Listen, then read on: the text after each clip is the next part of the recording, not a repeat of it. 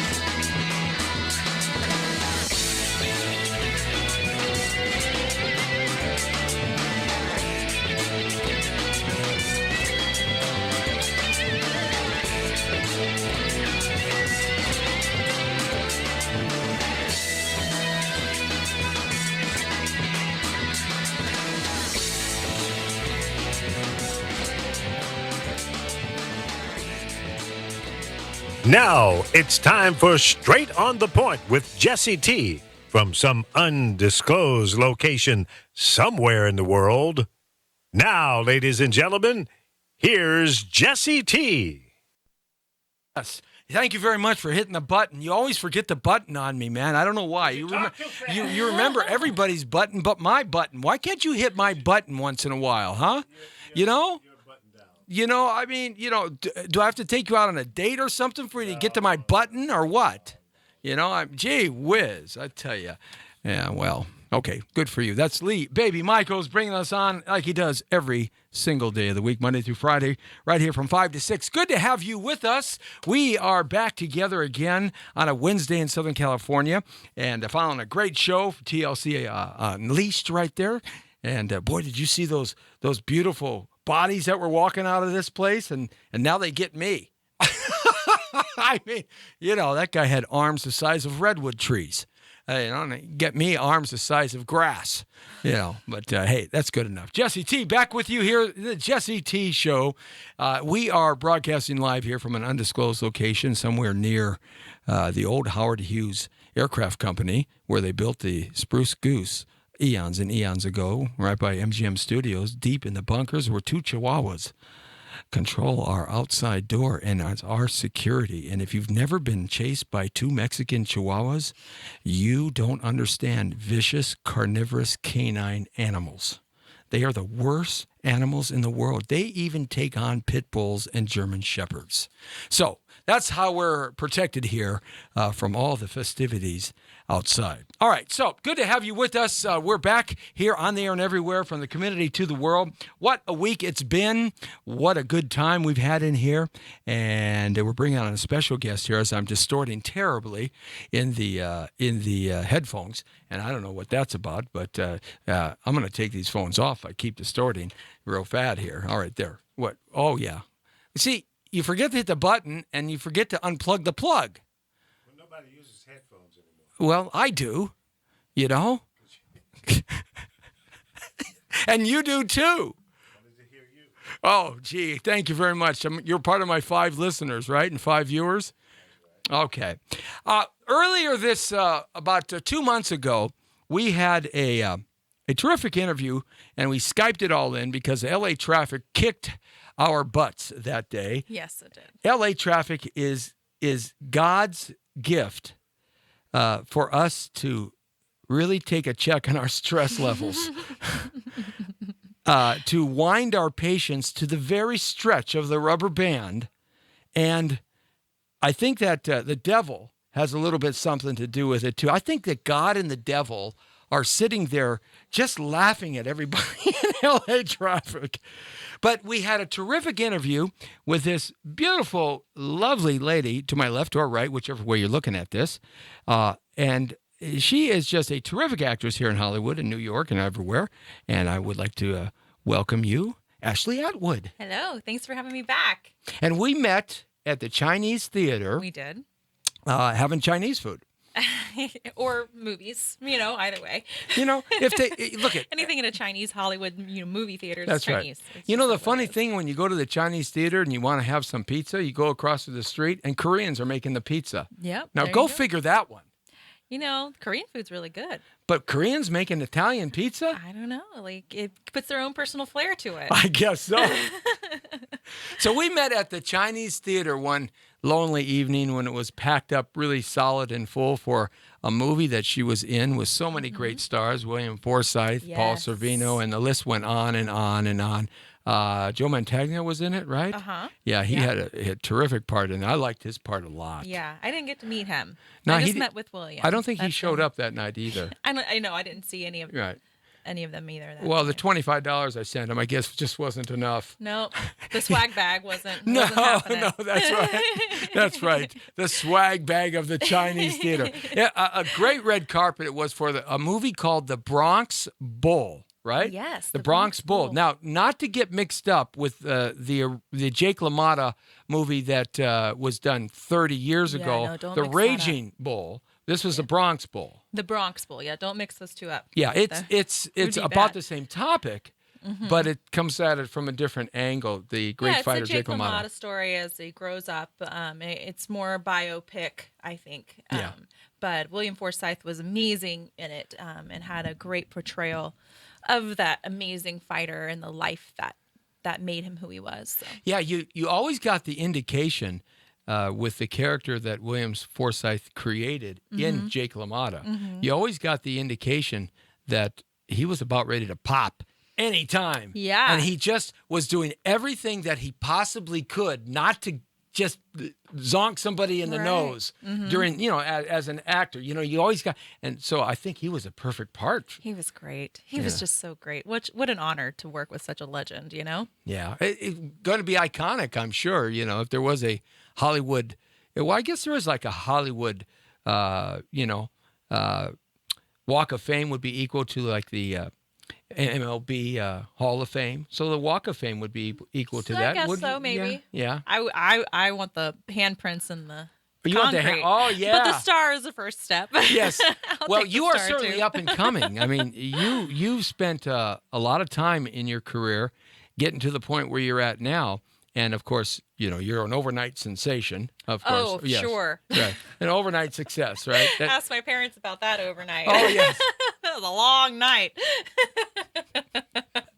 Yeah, they wanted you to be a doctor, engineer, or astronaut, right? A real job, that's Yeah. for sure.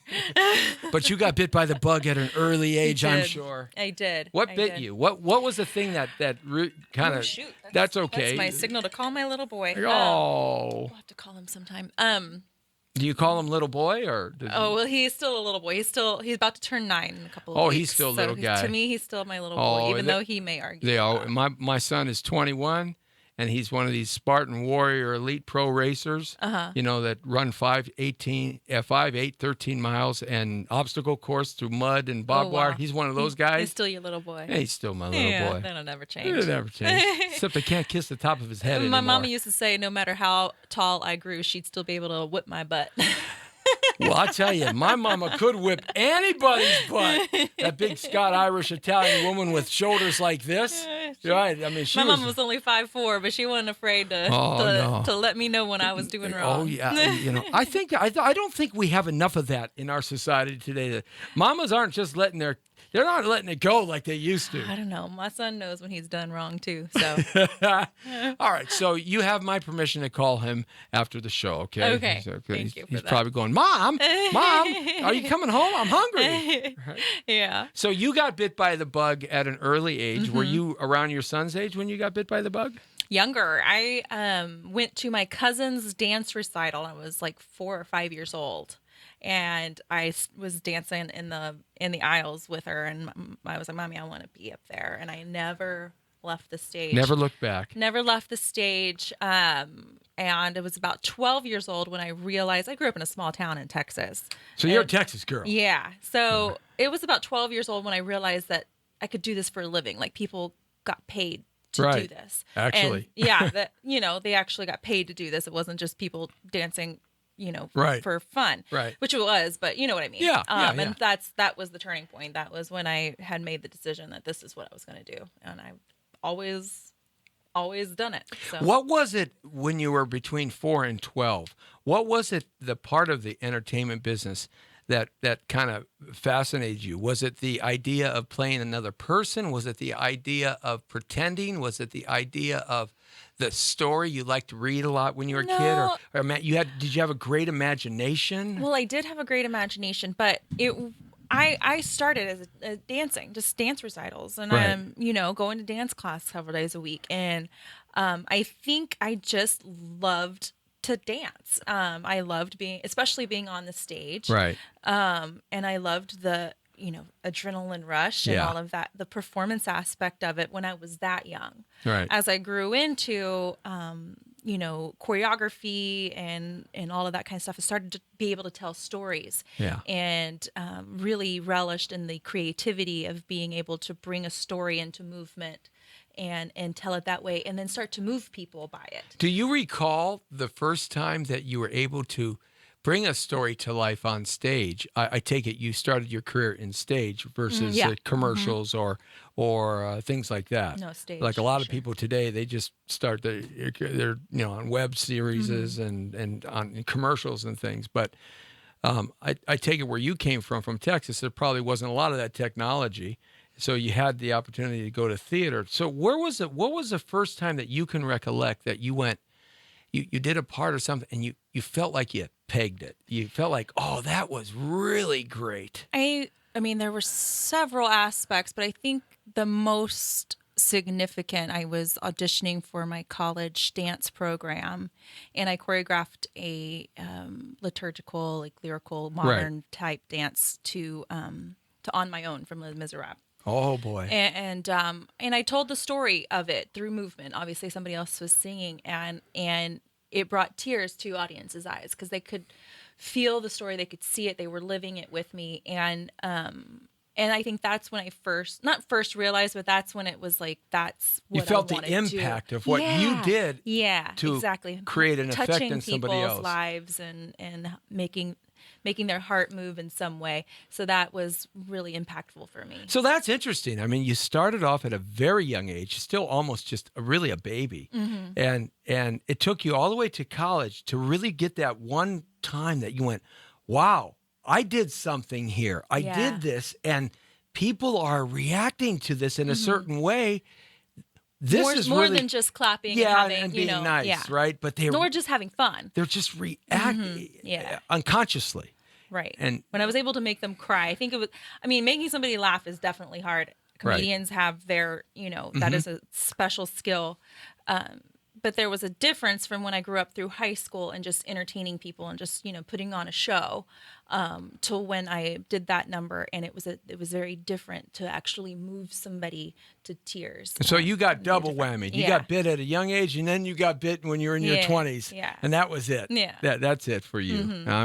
Were you in Texas at the time? Still in Texas, yeah. So you went to school in Texas. I did. Yeah. And then when did you come out to L.A. or New York? Where did you go first? I went to New York first. Mm-hmm. I got my degree in dance and moved out to New York and Wow. was there Now for a that's couple the years. place to be if you're a dancer. Yes. Because you've got stage and you've got all of Yes. the Broadway, off-Broadway. Mm-hmm. In LA's tough. In the 50s and 60s, you could be a dancer here Yeah, it's because not really there were- La La Land Yeah, here. no, not anymore. Not really. No. I think that ended when live TV kind of ended, and the big variety shows Mm-hmm. Yeah. ended here in the We populous still do lots mind. of music videos as dancers out here in LA. Yeah, they Lots of do. music videos But out there's not that much money in that for dancers. I mean, it's like There's food and not. transportation if you're lucky. If you're lucky. Right, Yeah, right. Absolutely, if you're lucky. And it's yeah. usually pizza. Yeah, pizza. Oh, made by the Koreans across the street from the Chinese restaurant. Go figure that one out. I'm ready for. Oh, yeah. It's funny when you think about that because food in itself is something that people really need, and they will work hard for it. Absolutely. You got to feed. Especially a starving artist. Guys, if you're ever producing a film, the number one thing is craft services. You've got to feed them. and you got to feed them good. It's like the devil, craft services. I know. Oh my God. How do you expect actresses to be this skinny and then have like donuts and Everything. Snicker bars? Carbohydrate City and glucose city, man. Sugar oh City. my God. Caffeine City, yes, right? It's awful. They have everything there that you can imagine. And yet, I just can have fruit. And, Yeah. I could just have a banana. Yeah, that's killer. It doesn't happen. You chocolate bar, Right. banana. That's right. Chocolate bar. I know. The Is devil, that what happens it's like to the you? angel and devil on Yeah. the shoulder. Is that what happens to you when you're investigating a part and you're cutting a part around and you're looking at trying to build this character? Does your inside voice go off with you? A lot of actors, the inside voice kind of starts going off when they start getting into the part. How does that affect you? I think there's a lot of introspection that you have to do to find who you really are at your core and how you relate to that character and putting, saying if this was my life, how would I react? And so I don't know if it's voices so much as it is just, letting your instincts talk. Yeah, letting down the guard. Yeah, letting your instincts talk and being willing to say, okay, that may not work in the script, so let's find something else versus It's sort of kind of a vulnerability. yourself. Oh my gosh, yeah. Was it that said, I think it's Harold Clurman that was saying, if you want to get to know somebody, don't read their autobiography, read their fiction, because it lets people be able to be a part of themselves. And their imaginary. Let it be a part of who you are that you don't really want anybody else to know. So you can put this side of you out there under the guise of it being somebody else. You see, that's what I've always believed, that Gene Roddenberry was an alien from another planet. Could be. Because this Star Trek is still going on, and the fiction that he created was absolutely phenomenal. Nobody in the human existence of God's blue-green earth could have ever created this stuff, and it's all coming true. Yeah. There you go. It's like 30 or 40 years later, it's coming true. So there is something to be said about that, Absolutely. actually, when you read Shakespeare, too, the same thing. And you can get online some of the notes that Shakespeare wrote while he was writing his plays. He had side crib notes that he was writing, the character developments and things like that. Mozart is the same way. The great musicians of the time, they have the structure of what they're doing, but they have all these notes on a scratch piece of paper, figuring out what they're doing. If you can read that, then you can get an insight into how their mind was. I don't want anybody to get an insight to my mind. No. I burn all of my side notes. Keep it top secret. Oh, yeah. The Brown Beauty on duty. He's going to get himself his booty in some trouble if he does that. I'll never be able to run for top politics. I got too many skeletons in the politics. Exactly. Look, I was running for politics. Los Angeles here, City Council. I was going to run for CD7 because a seat came open on the City Council. And I pulled out last summer before the election because I felt, all I'm going to do is stand up in the horseshoe and argue with everybody, and I'm not going to get anything done, and everybody's going to hate my guts. And I'm going to have to figure out 40 ways to get home because someone's going to be following me every night. No, that's not fun. No, absolutely not. In that respect, how was it like working with Martin Gigi? Oh, Martin? He was the director of Bronx Bowl. Yeah, he was. I only had 2 or 3 days with Martin on set. I knew very well Massimo Zeri, who was the cinematographer for that film. Yes. And that's how I got brought on to that project. And Martin was so open to letting me work. He didn't know me. He's from an Adam. actor's director, isn't he? Yeah, he didn't know me, and he just let me work off of what William was giving me, and went that direction. So it was really a really cool, especially first experience. So I was just moved to LA, and it was one of my first films. That was a couple of years ago when they finally brought this thing to market. I mean, it's been 2 or 3 years. Yeah, there's been a lot of getting it. Fox has it, I think, now. I don't know what I'm allowed to say and what I'm not, but I know that they're trying to get it out there. But he was really generous with being able, this no-name person coming onto his set, shooting on film, not even digital. No, he does film. shoot on film. He likes film. Yeah, we were shooting on film. And so for him to let me work and just let my inside show without being overprotective was really wonderful. Well, the scenes that you were in Raging Bull, I mean, the Bronx boys. See, I make the Careful. mistake all the time. Careful, careful. Okay, that's okay. I make a mistake with my own name half the time. Just don't call your girlfriend the wrong name. You- That's when you're really in trouble. Look, you can call me anything you want. Just don't call me to do your dishes. Okay. I'll do lawns and windows, and I even do cars and tires, but I'm not doing anybody's dishes. No dishes Ugh. for you. Yeah, my- Note taken. No, my mother made me do dishes because there were no daughters in my family, and there were no sisters in my. I was the only one, so I was boy and girl at the same time. Yeah, I had to do all the dishes. chores and dishes and emptying ashtrays at that time because everybody smoked at that time. I mean, way back when dinosaurs roamed the planet Earth. Yes, I am looking pretty good for 4 million years old, huh? Not bad. I hope I look that great when I'm. No, you look million better, old. darling. Yeah, absolutely. A beautiful woman, very talented, and is falling into you're falling into an area now that is really unique, and that is being the one who is the big boss man. The one who is like, the buck stops here, right? The That was an producer, interesting executive transition. producer. What Yeah. to go from here? Did you have a lot of experience of producing or being an No. executive producer or manning the budget and No. and other people wasting your money and going, wait a minute, 47 takes, please, right? We need to wrap this up, guys. No, that was I've been in so many films that Right. I kind of knew what needed to happen. It was just the details within each, section of work that needed to be flushed out. And I had my director's wife is a line producer, and her name is Radhika Womack, and she really held my hand through. I'm telling you, through the if you don't process. have a good line producer, you're in trouble. Yeah, she really just was like, okay, this is what we're working on now. This is what you need to do. This is Yeah. how you do it. And she really helped me through that. I would not have been able to do it. Yeah, on my own. absolutely. But they're like was- the master sergeant. God. They're like the sergeant of arms Yeah. of the set. Yeah, right. I'm so grateful to her and Rudy for the project that I just finished. And the name of the project is. Mimi's Misadventure. And we're going to get into that because Mimi has a lot of misadventures. Yes, she does. And she's going to. We'll say that. She's going to have a lot of misadventures. Yes, she is, as the project continues to go on. More of a feature film or more of a series? Or, Series is the intention. right. Yeah.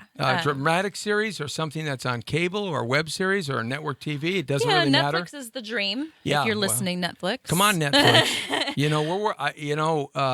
Netflix is so cash heavy right now. They're investing in a lot of productions. Yes, so we created the proof of concept. It's a short film right now. Right. And we have an investor that's turning it into a pilot for us. So we're rewriting it into a pilot, and we'll put the cast together and letters of intent and all that kind of good stuff, and we'll bring it to the networks and hopefully get picked up as a series, because I feel like the kind of shenanigans that Mimi gets into should be done episodically. But there's a great twist because the story, you would think this character would go somewhere else with it, but she goes this way with it. And it's a great underlying story in terms of current events that are taking place here in America and around the world. And of course, that is human trafficking Yes. and abuse of women and children and all those disgusting varmints that are out there. So the underlying story with it's rooted in, and correct me if I'm wrong, but yet Mimi tackles this in a completely different way, which is a twist. Well, Mimi was kidnapped and sold into sex trafficking at 13 years old. She's forced to use heroin as a sedation. So she grew up in prostitution and addicted to heroin. So you can imagine the life she had growing up. She was she rescued and escaped, which is not the likelihood of most children. No, you're absolutely right. Only 2% of them ever get found, ever. In 7 years, they're usually dead. Yeah, so that it's definitely, she was one of the lucky ones. I'm going to use quotes Right. for that. That she was able to escape from that situation, but you're still left with a lot of scars when that kind of thing happens to you. So her life is not so good, but she embraces that. There's a lot of dark humor to it, a lot of sarcasm. We embrace the comedy of a crappy life, kind of like the TV show Shameless on Showtime. You know, you have it's so bad you have to laugh at it. Were you following me around last Tuesday? Because I had a crappy Tuesday. You know, and you just have to go, you know what, let's just start this day over. And I think Mimi has a lot of that happening. But she overhears a conversation in the strip club that she works at, and a lot of phrases that were ringing bells in her memory, and it brings her to the person that did this to her, and you end up seeing what. There's a terrific line in the short trailer you did earlier this year that left you wanting more, and that's what a trailer or a sizzle reel should do. But there's a short line. I guess it's her pimp, or it's her it's something related to her drug dealer. Her drug dealer. That's what her drug dealer. Her drug dealer's trying to get her off of heroin, right? What kind of drug? He's trying to clean me up. And what's the line? Do you recall it? Yeah, it's you're trying to keep me, you're trying to get me to stop using. And he goes, yeah, you're the shittiest drug dealer ever. That's a killer line. It's fantastic. Well, the drug dealer in our characters is the only person that loves Mimi. That has fallen in love with her and really wants to take care of her. Well, who even could not though love what Mimi? he does for a living is kind of crappy, but he's her moral compass. And so he's trying to really actually save her from herself. And she's like, screw you, man. I just need to get a fix. And so, you know your life is pretty crappy when your drug dealer tries to get you off, right? Exactly. Take you out of it, right? Shittiest drug dealer ever. That's played by funny. Ricardo Molina. He did a good job in that little flash scene. It was very Ricardo poignant. is an amazing actor and from the Latino family or whatever. Right. I'm going to get some feedback on that. Sorry, guys. That's okay. But we're actually working on a new project together. Okay. Not a spin-off, but because of the connection that we had artistically, we've started a new project. So was this your story that you wrote as well, or did you participate in the writing aspect? I participated in the writing. I am not a writer, Jesse. Right. When I try to write something down, it's so cliche that I just leave it to the professionals. But we sat down. Rudy also wrote it. We had lots of meetings discussing what we wanted to do. We came up with the concept. He wrote a draft, and we talked about, I want to change this. I want to go here. I want to do that. And we went through about 7 or 8 drafts before we even started shooting. And then, of course, things change on set as well. And then they change again in the editing. So we were definitely a collaborative process in the creation, but it's written by Rudy. Well, at least you could understand your writing after you write it, even though it might be cliche, you say about your writing. When I write something, 5 minutes later, I can't figure out what I wrote. And then if I wait 3 days, let's forget it. It's like Egyptian hieroglyphics from Sumeria. It's not happening. Use a computer, Jesse. Type What's it that? out. A computer? What a computer? What's a computer? Is that... Not even a typewriter? I think this is becoming quickly the misadventures of Jessie T. As long as she's my co-star, I'm happy. We'll make it work. We'll make a misadventure of everything. We'll make it work. So now, when you went to New York, because you jetted out to New York recently. Yeah, in between our interviews. Right. And I know traffic is pretty bad there, but at least you don't have to drive. No. And everybody... Let me ask you, did you take cabs or were you doing Uber and Lyft in New York a lot? I use the trains. It's use the trains. Okay. Yeah, I mean, I took The one subway. taxi Right. Yeah. when I first got there because I had a girlfriend that was meeting me for drinks, and I'd just flown in and I ran and freshened up, and I was like late for a drink, so I grabbed a taxi. Didn't want to ruin my Valentino shoes walking in New York. Oh, yes. She was I doing grabbed the taxi. the John Travolta version in a woman form walking down the street, exactly. So most of the time I the rest of the weekend or week I guess took the trains. It's so easy. That's one thing that I hate about LA is like the public transportation is so difficult. In New York, it's just you walk down the block, jump on a train, you can get anywhere in half an hour. But it's better than where you grew up because you guys are still riding horses, right? Yeah, exactly. Exactly. I got my chaps and my spurs and my cowboy hat. Oh, that's all right. Yeah, baby. Yeah. And your Tony Llamas when you go out dressing fine. My Tony Llamas. Very good. Very good. And my Stetson and my Wranglers. Oh, give me that 6-gun of fun. Excuse me. Well, I better not say that. Don't encourage him. There's a great scene. Am I going down the rabbit hole? Yes, All right. I get down the rabbit hole real fast. No, you can't. You got to pull me out. Okay, Okay. It's your job to pull me out of the rabbit hole. Yeah, there's a great scene in one of my favorite Vietnam movies, and I know everybody knows the movie where the drill sergeant is. Oh, come on, what's the name of that movie? Where the drill sergeant is. The first half of the movie is Matthew Modine is in it. Can't help you with this one, Jesse. Yeah. Okay. It'll come to me. Okay. Anyhow, there's this great drill sergeant scene, and he was a master. He was a gunny in real life. Yeah, the sergeant was, and he's coming in there to the drill sergeant. Where the drill sergeant's coming into the barracks, he's getting them out to do their marching and run, and he says, talking about the gun. He said, "This gun's for killing, and this gun's for fun." No. So right? Okay. Yeah. I grew up with guns, but I don't know how to use them. You don't know how to shoot? Mm-mm. Really? Jackrabbits or anything? My dad took me shooting one time when I was like 7 or 8 years old, and the shotgun just knocked me on my rear end. I had a big old bruise on my shoulder. So you were doing like the Three Stooges way of shooting, right? Laurel and Hardy. Done. And then I had to go to the bathroom, and there were no bathrooms that's out there. terrible. And like he was like, "You need just go in the grass." I'm like, "Are you kidding me?" Like, very quickly understood that I was a city girl, not a country girl. As much as I love my roots and where I grew up, country music and dancing, horseback riding even, but I just need to be able to get to an indoor. Well, some of the most beautiful people come from Texas, and you certainly are representative of that. Thank you, sir. Thank you. It's just you got that beautiful Texas look that used to be here in California, but now California has changed dynamically. The Beach Boy girl is no longer the girl that's a parent. It depends on where you live. I live down in the South Bay, and there was a lot of us beach girls. Is there still down in Orange County, South Bay? No, the South Bay, like Manhattan Beach, right. Hermosa, right?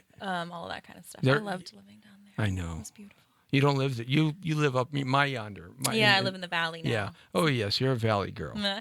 I'm a valley girl. Oh, you do that quite well.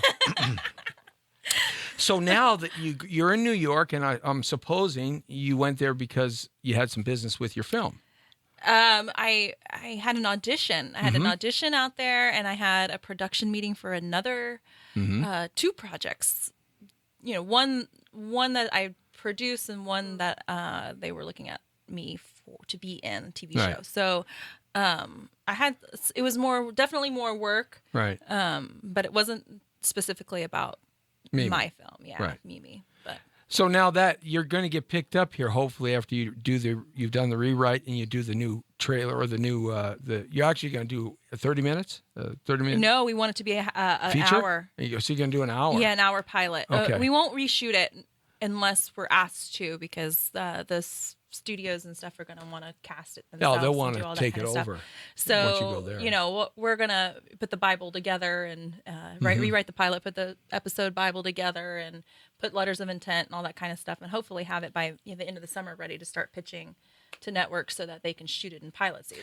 They say that with an actor, they always say that a part of the person you're playing is actually a part of you.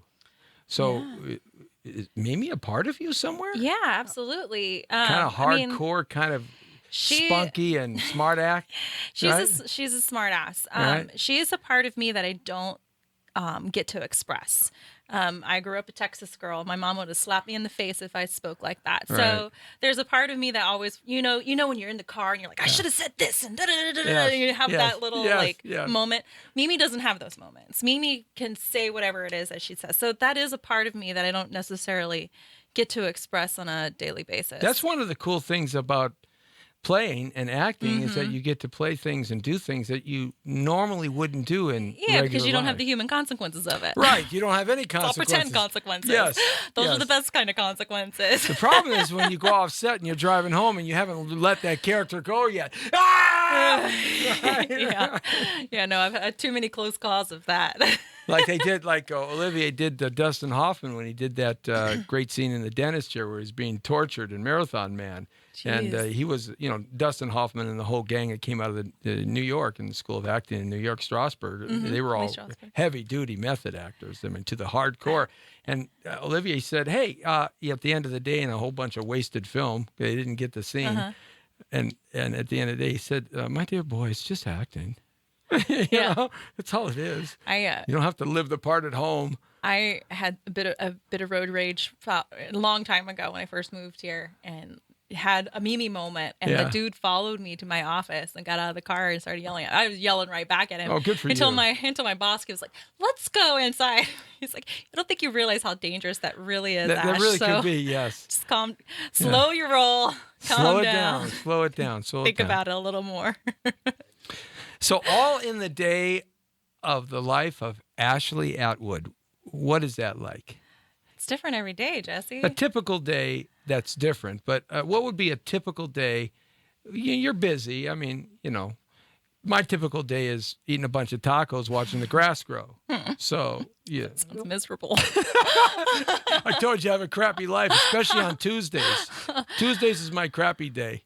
Well, it varies all the time. I still take my acting classes, so I'm at Playhouse West here in LA, and so if I'm not working or auditioning, I'm in class. I go to as many exercises, or I call them a workout, as I Right. can, because it just stretches me as an actor. I'm working on getting Mimi's budget and all that kind of stuff together. I'm sending out postcards and reminding people of who I am. Yes.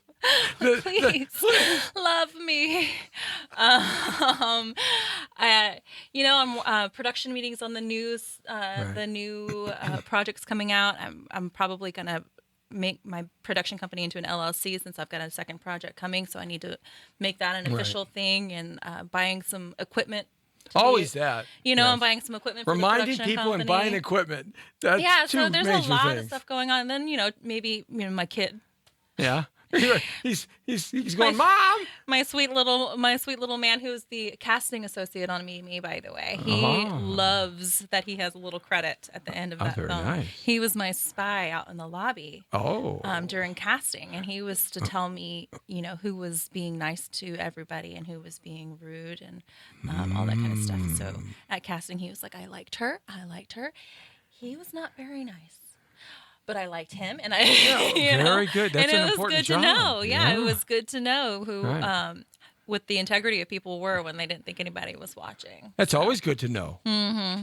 You can't do anything and get away with anything today. Well, you can. No, you but can't. I was on the corner in Burbank of Magnolia and Buena Vista, Porto's bakery there. If you've never gone there, you got to go there. I've had their cakes, Yep. but I've never been there. Oh, it's a Buena Yeah. Vista and Magnolia, and I was having an ice cream from Rite Aid, guys, at the pharmacy. So I was walking around on that corner, right there, right there. I see it. I can picture Magnolia, Porto's, Rite Aid, gas station, right? Street, right? Right there I stood, and I started counting all the cameras that I could see. Ah, you're talking about Big Brother. Yeah, cameras everywhere. And I counted about 100 cameras between the city of Burbank and all the security cameras for parking lots and alleys and buildings and doorways, right? And then I counted all the people that were going in and out of Porto's while I was there for a half hour. It must have been 100 people going in and out there buying cupcakes and stuff. They all have cameras on their the smartphones, phones. right? And then I started counting cars going both ways. Now, they all got cameras, and some of them even have cameras in the car in the rearview mirrors and stuff. There, I estimated there were like 350 cameras to 400 cameras in my half hour right there. You got a Man, you point, just can't definitely. get away with nothing today. Oh, they need to watch more How to Get Away with Murder then, because they do a really good job of it. Well, the smart ones are Although I never do in like jail. Viola Davis, so Yes, just yes, that's right. Yeah, well. model my acting career after her. Oh yes, please do. Yes. Human trafficking. Yeah. How did you get involved in that? At what you're doing in terms of the project? Was it the project, Mimi, that brought you to the topic? It was the project. I definitely feel a responsibility to tell stories that need to be told as a filmmaker. That's something that we have the ability to get people to watch and listen. So it's definitely something that I want to do with my storytelling. And then Mimi happened to come along, and I'm like, okay, well, how are we going to tell this story? Let's bring this to attention.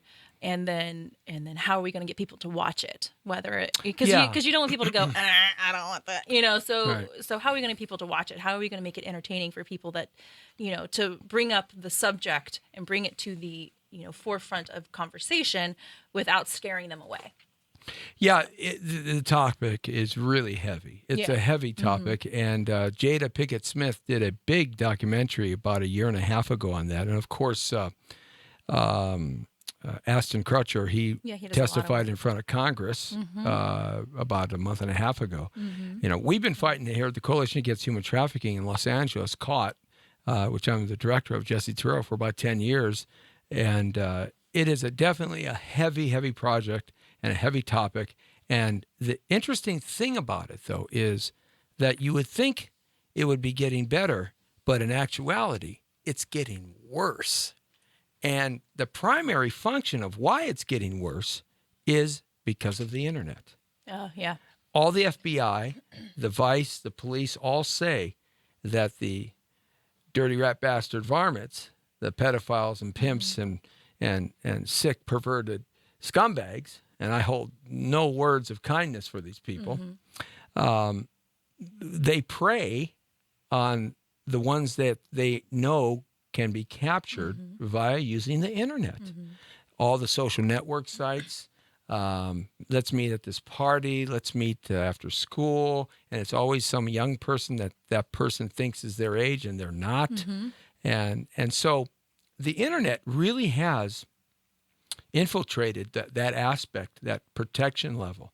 How do you, as a parent, be a parent of a beautiful little boy, how do you as a parent today, because my children are 21 and 26, I know how I dealt with it when they were 9, Mama T and I know how we dealt with it, but how do you deal with that today? Because quite honestly, the internet and smartphones were not as prevalent when my children were 9, not even me, and 10, and they're not that old. They're 21 and 26. Well, it was a huge concern I think I was a senior in high school when, and I just gave away my age, when the internet and being able to, AOL chat and all that kind of stuff was really starting to become accessible to the populace. And it was scary for my parents, as a teenager, as a young woman who could be on the other side of that. So I can imagine, with children, how much more of a threat it is, and even more today. My son doesn't have a phone yet. He's not Good for you. Yeah. I told him if he's... And a lot of his friends do, don't they? A lot of his friends do, but I told him he has to prove his responsibility, and if he proves it by the time he's 10, then we'll give him a phone. But his iPad, he doesn't have internet access. In his iPad, it's data. Do you think school is propagating this because everything now is going online? Even in the kindergartner's classroom, they're using so much of the computer and online teaching, even within the classroom. Do you think that's proliferating? When he's on his computer doing schoolwork, which he's only in the 3rd grade, so he doesn't have too much of it. Right. But he does. He's really smart, so he's done science research projects, and so he does use the internet to work, but it's always supervised as far as that's concerned. But his video games and all that kind of stuff doesn't have access to surf the web. Okay. So he can't play games with somebody in Yugoslavia and somebody in New York at the same time, right? He can do a closed house interaction, with his BFF. That's that we know down the street, and they have a link. So it's a closed thing. That's he can interesting. do that. But that's how his dad and I try to restrict that, especially at such a young age, and it's scary. It's hard. It's scary. The pressures on children today, and young children and preteen children, is immense. Yeah. To get involved with all that aspect of communication, which for me, when the sun went down and Mama called you in, that was it. Yeah. And then my children, we did not allow them to have phones until they were really in their early teens. And then we did not allow them to have any kind of computer technology in their rooms. There was one computer in the house, in the kitchen, where Mama T was all the time. And even though their friends were getting more of the computers in their rooms, the desktops and stuff. So it was very late in the game for them. until they could have some sort of maturity and understand Yeah. the sick, ridiculous perverts. Well, and I remember being a teenager. I remember being 13, 14, 15 years old, and the sexual pressure that there is Yeah. already at that Already. age. I did not have digital cameras. I did not have text messaging. I did not have sexting and all that stuff that the young teens are doing, and preteens. I mean, and it's so the unbelievable. pressure of that mixed with the accessibility of being able Yeah. to share it. Well, that's what the FBI says. The accessibility via the internet has created a new game. And then you share the picture, Oh, and and then if you- anybody yeah. has it. So then these predators have these girls that are insecure enough to Yeah. have, Right. it's just incredibly easy to find, and that's scary. So, are you continuing on with your fight against human trafficking? Is I this would love something? to bring it in to the Mimi aspect. There being Well, I'd love to help a you PSA do that because at the we've end been of each fighting. episode. We've been fighting 10 know. years, and I know this. We go out. I go out at least once a week at night, Yeah. and I hunt for pimps. Like putting a PSA on the Right. end of the episodes. Netflix just did 13 Reasons Why. I don't know if you saw that. Yes. About teen suicide, and they had even a documentary episode at the end of that me as a parent of a soon-to-be teenager Yeah. was really informative. So I feel like there's a great way here that we can create. I'd like to help you create do it. that. I would love to bring you on board. Because Absolutely. we have online, we have real time experience. I Mm-hmm. do. I mean, we have over the years, and I won't talk too much about this because I talk enough about this on the show throughout the week and stuff. But we've had the opportunity to clean up a whole section of the San Fernando Valley where nothing but pimping and prostitution was going on, and that's a form of human trafficking because most of the young girls and boys are under the age of 16. Average age is 14. Yep. So they're coming from out of state too. They're not local, so that's human trafficking across state borders. I think I read that 70% of runaways Yeah. end up being Yeah. in Yeah, it's a that. terrible, terrible thing, and we've had the opportunity only, and this is the really sad part about it.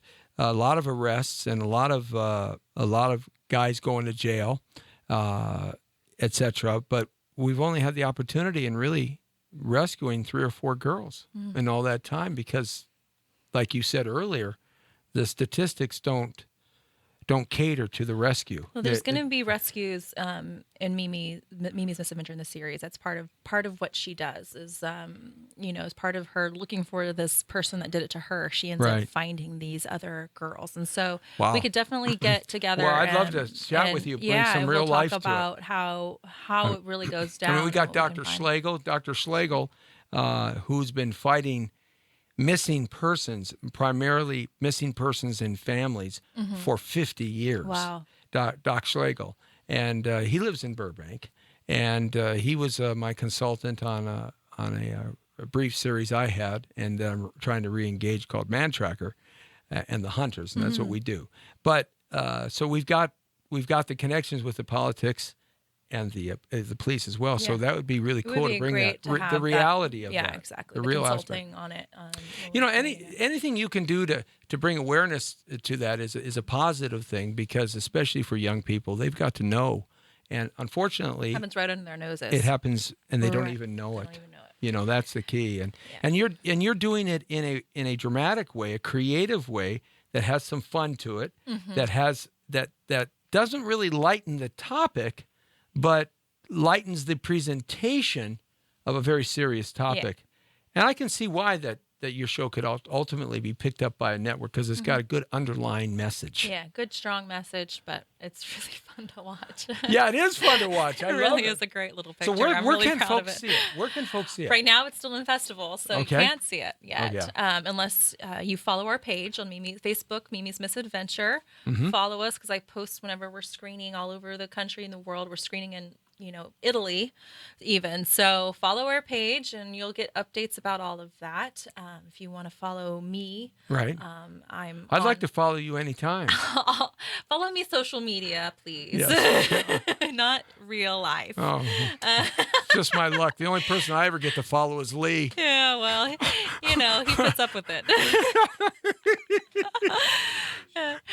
But me on social media, I'm at Ashley Atwood Biz on all 3, Facebook, Twitter, and Instagram. So follow me there. And Actually, sometimes I'm walking around aimlessly through the night trying to follow somebody, and no one will let me follow them. So I'm just wandering. You feel you're gonna bad end up for with me? a restraining order. You if feel you're not sad careful. for me? You know, I'm just worried about you, is all. oh Lord. Yes. Just buy me a Mercedes Benz, like Janis Joplin Lord, said. won't you buy me? What's your favorite song? Oh, it changes. I'm a country music girl. So. What's your favorite country music star right now? Boom. Miranda Lambert. Oh, yeah. What's your favorite country song of all time? Top 5. You don't have to necessarily say 5, but 1. All my exes live in Texas. Oh. George Strait. Yeah, all my exes live in Texas. My dad and brother and I were driving down the road one day, singing at the top of our lungs Oh, to that isn't that great? song, and my dad got pulled over.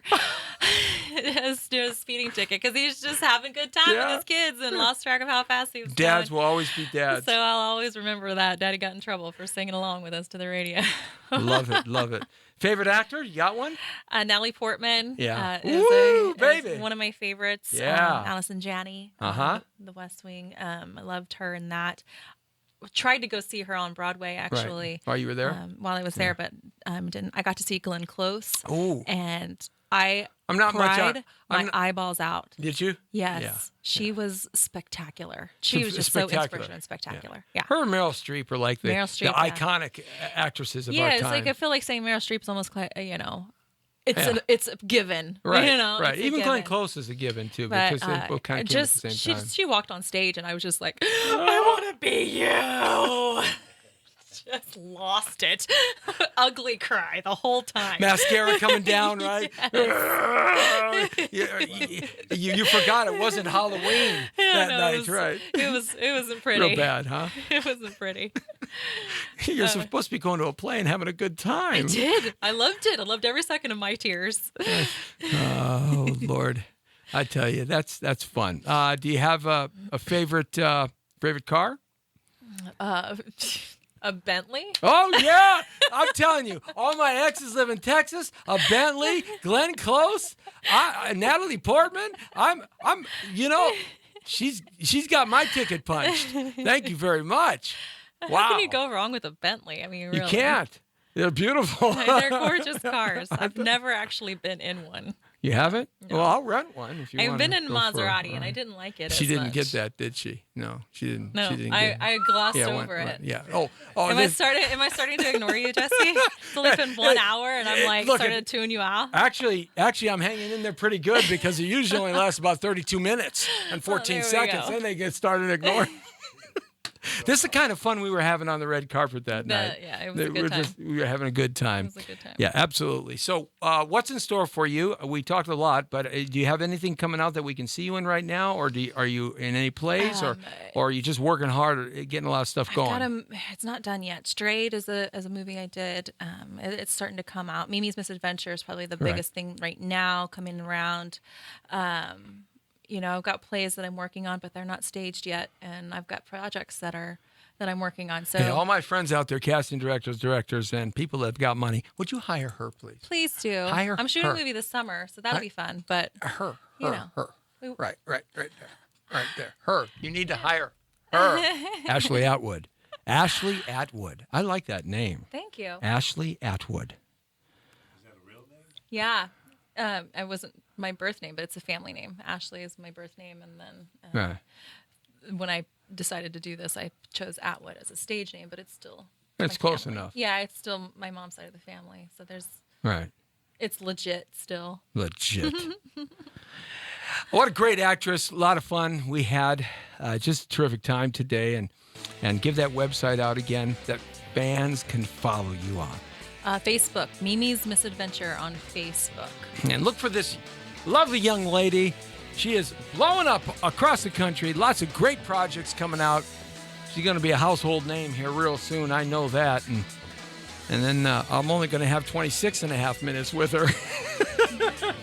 So, well, as long as I can wash a Bentley every now and then, I'll be a happy camper. The Jesse T Show, Monday through Friday, right here from 5 to 6. Tomorrow, Roundhouse Crazy Time.